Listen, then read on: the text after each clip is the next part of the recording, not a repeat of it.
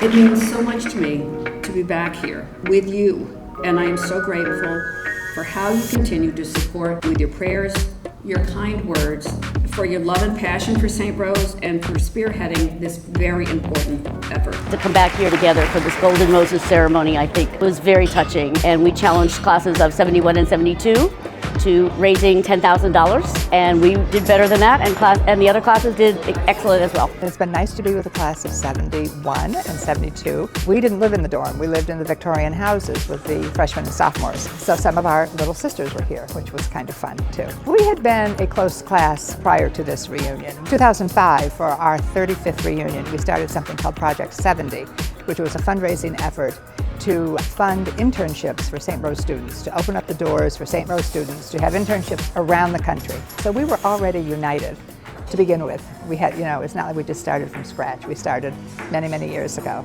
Your generosity provides support for future generations of St. Rose students who have the same light inside them as you do. Well, what prompted me basically was my mother had gone to St. Joseph's College for Women in Brooklyn. Since we lived here, she thought this would be a good place for me to go.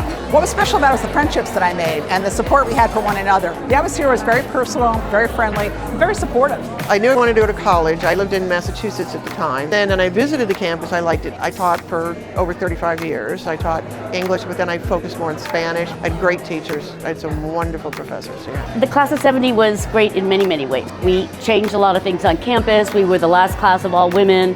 We were the first to do this, that, and the other thing.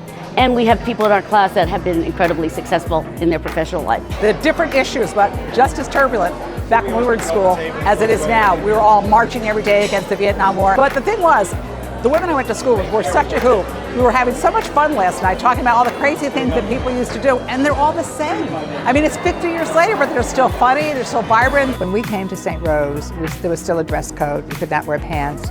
We had served dinners. I don't know, looking back, when we ever studied, because we were at dinner for 2 hours. Then the library closed at 10. And we were supposed to have our lights out at 11, so I don't know when we studied, but I guess we did. Well, lots of laughs, yeah.